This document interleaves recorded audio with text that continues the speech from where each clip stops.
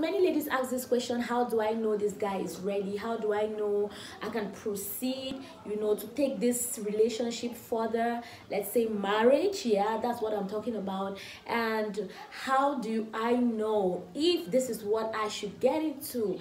There are many guys out there, and so many guys are asking you out, or probably you are in a relationship with someone and he wants to take it to the next level. How do you know if you can proceed with this person? Okay, so guys, I remember this story when I was in Form 2. My elder sister came back home and she was like, you know what, girls, I have this person who wants to get married to me. But then there was this part of her that was excited and at the same time scared, like, okay, I'm getting into this thing. I don't even know who this, I don't know if this thing is going to turn out well. There are many guys out there who are so amazing, and then the moment they get into the house with you, they become something else. And so I believe maybe she was in that place, and she had other suitors also who wanted to marry her at that time too. So I think she had 5 guys, 5. And she was like, okay, this is it, this is the criteria, this is what I like about this person, he's like this, he's like this, he's like this. So when she got to her present husband now, I mean, the way she spoke about the man, oh my God, I only understood this later on. And then we were like, my other sister was like, you already know the answer, because the truth is, from the way you spoke about this person, we already know that your heart is here. Okay, so guys, I want to share with you some tips to help you know if you should consider getting into marriage with this person you are in a relationship with. Okay, tip number 1: don't marry him if he does not have sight, if he cannot see. Even in the Bible, when God wanted to give Abraham his inheritance, he told him, he said, look, he said what? Look, as far as your eyes can see, it is yours. You don't want to marry a man who does not have sight, a man who cannot even see where he's going to. When I talk about him being able to see, I'm talking about his vision, I'm talking about his purpose. Where is he heading to? What is it that forces him? You get? If he is a husband to be, or if he's a potential husband to be, he should be able to lead you. And you don't want to get married to someone who cannot lead you. Don't tell me he will understand himself in the course of the marriage. Please, marriage does not fix anybody. Okay, if you are getting into a relationship with this man or into marriage with this man, you should be confident that this person is going to lead you as a woman. The Bible says that the man is the head of the home. The man is a leader. So he should be able to see. He should be able to see where he's going to before taking you there. Imagine you live, let's say I'm in Boya right now and I want to go to Yaoundé, or let's say you are in Boya and you want to go to Yaoundé. You get into a bus and the person that comes in as the supposed driver is a blind person. Tell me, are you going to stay in that car? Be honest with yourself. Are you going to stay there? The truth is, when you want to get into something serious with a man, you will know if the man is heading somewhere or not. Let me not say you will know, because the truth is, the second thing I want to also say is that in as much as he needs to know himself, you as a lady, you need to also understand who you are. What is it that you carry in the inside? What forced you? Why were you born? What is your unique purpose here on earth? Because the truth is, if you don't even know that, trust me, you are not even supposed to think about it. Okay, because in as much as people rush into marriage, you don't want to rush into marriage, because that was not the intention of marriage. Okay, from the origin, marriage is for purpose. For me, I was talking with a friend of mine, I think some days back, and he was like, to him, marriage is purpose. When you are marrying someone, you're marrying purpose. In as much as you love the physique of the person, you love how the person looks, you love how the person talks and all that. Yes, those things are just spices. But then the main thing that binds you people, that will keep you people forever, for eternity, is purpose. If not, at a certain point, you start feeling bored with this person, because you guys don't have something to talk about. You people don't have that thing that binds you people together, is not there. Number 2, he should be able to recognize you. Okay, that is in line with what I was talking about. Now, if you don't first of all know who you are, whether he recognize you or he no recognize you, or you know for no. Okay, for example, let's say my purpose here on earth was to, or is to, build healthy relationships. Okay, now this man I'm into a relationship, or I'm thinking of getting married to, is not the kind of person that first of all thinks about what I do as something. He's a person that will come up to you and like, babes, you know what, soon you stop this thing, or maybe you are the kind of person that travels to one town to another to talk to people, holding seminars here and there, talking to young ladies or young men, and he starts telling you, you know what, babes, I'm not comfortable with you going out there and all that. He's always about recognizing that this is who you are. This is what takes you. This is what moves you. He's concerned about himself. You don't want to be in a relationship with that kind of a man. You don't want to marry that kind of a man, please. See, the Bible says, Anna, let your light so shine that men will see and glorify your Father in heaven. The Bible did not say, let the light of a man so shine. It did not specify a particular sex. It just says, let your light so shine that men will see and glorify your Father in heaven. So why should someone dim your light? It shouldn't happen.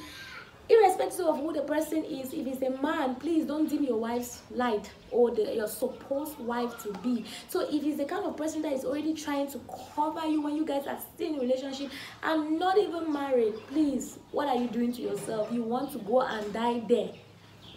Please think, okay? Okay, so the next point is, if he is insecure and jealous, please run. A man who is insecure and jealous is a man that will beat you to death and tell you, I am sorry. Yes. And most of us ladies, when we're in love, will be like, oh, he loves me. He just does not want me to be here. He just does not want me to do this. He's trying to protect me. Insecurity is the problem.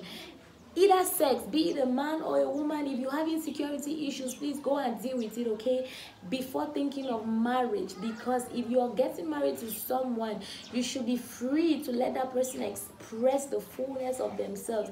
I'm not saying that you as a woman, you should go about disrespecting this man, because men, they don't joke with their respect, okay. Now you should be able to communicate what you want to do in a polite way. And by the way, if the man is getting married to you or thinking of getting married to you, you should first of all understand who you are, what you want to become. Even if he does not understand the full picture of it, which we never understand, we can never understand the full picture of it, because the more we behold God, the more he shows us a glimpse of what he wants us to become. Now, even if he has not understood to a certain dimension, he should be able to understand something about you that can blend with what he has.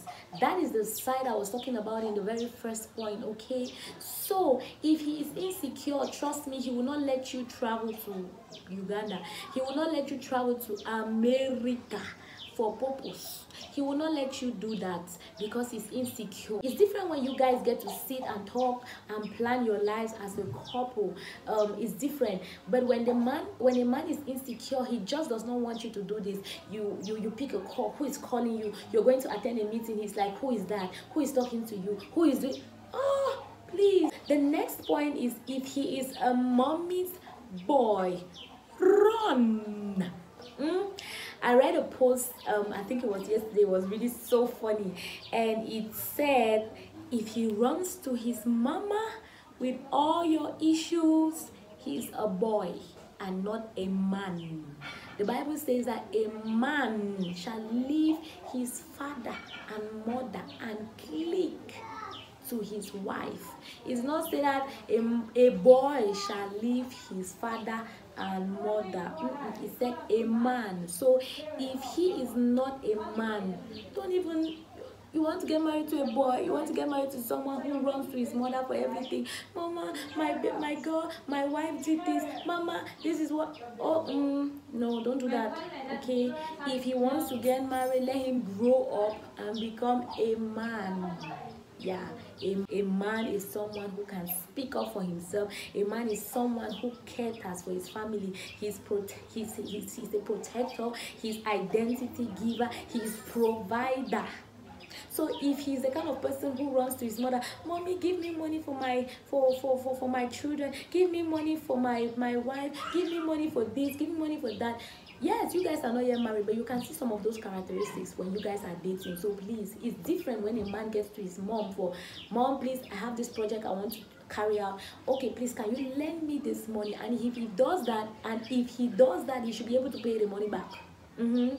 That is a man. But if he's the one that runs to his mother, oh, this, I need this, I need... You don't want to be with a boy. You don't want to be married to a boy, okay? He is abusive. That one pass me, I'm talking for pigeon. If he beat you, if he curse you, what are you doing there? I remember when I was in secondary school, I had this big friend of mine, a francophone, and she had this boyfriend. The guy would often beat her up and all that. And I was like, what is happening? What is wrong here? Why is he beating you up? Is he your father? Is he your elder, even your elder brother self? What is he to you that he beats you up like that? And then funny thing is that when he beats her up, when I don't put on a more for them, then when they don't fix them back, when I been a bad people, no. I'll ask her, I'm like, what is keeping you in this relationship? Oh, he loves me, you know, she's basa. And so she was like, he loves me. When he beats me up, he comes and begs me back. Whatever I want, he gives me. And I was like, And then she went as far as saying that, yes, and then in those times, he gives her good sex. And I was like, wow. I didn't even understand some things, but in my mind I knew that this is not it. It cannot be it. If he's abusive, you are there when you guys are still dating. When you are married now, you come, and then she was always fond of giving excuses. Oh, he has temper, he has this, he's dealing with it. Oh, if he's still dealing with it, let him deal with it though before you get into that marriage. Okay, please. You know. Okay, so the last point is, don't marry a man who does not have someone he's submitted to. You know, most of the times when we talk about this, people misunderstand it for spiritual father. I don't believe in that. I don't believe that your husband should be submitted only to your spiritual father. I believe that he can have someone that is not even a pastor that he's submitted to. It could be his elder brother, it could be an elderly person in the quarter, or maybe the mother's friend or father's friend or something. It could be his own parents, but he should have someone that he's accountable to, someone that when the person speaks, he can be like, okay, I've heard. Don't marry someone who does not have someone who can correct him. It doesn't work like that, please. The truth is, we are human beings and we always need someone that we look up to. If you have a husband, if you are thinking of getting married to someone who tells you, I'm the boss of my own, nobody talks to me, nobody controls me, nobody. When you have issues in that home, trust me, you will not have anybody to talk to. And I ever thought, say no, as you start and as you go end, and that's me. I believe that, and I believe that in a relationship, when you're dating someone, you should understand this person. You should be able to understand if this person is someone that is accountable. Okay, when he does something, does he look remorseful in front of someone? Does he even refer you to someone? Does he refer, does he even tell you about someone that he looks up to? If not, my sister, I don't know whether you need to wait again on a prayer. If you're listening to this, if you're watching this and you are in such a relationship, please seek help, I beg. Don't get into something that you're going to spend forever in pain. Don't get into something that you're going to spend the rest of your life in trauma, in depression.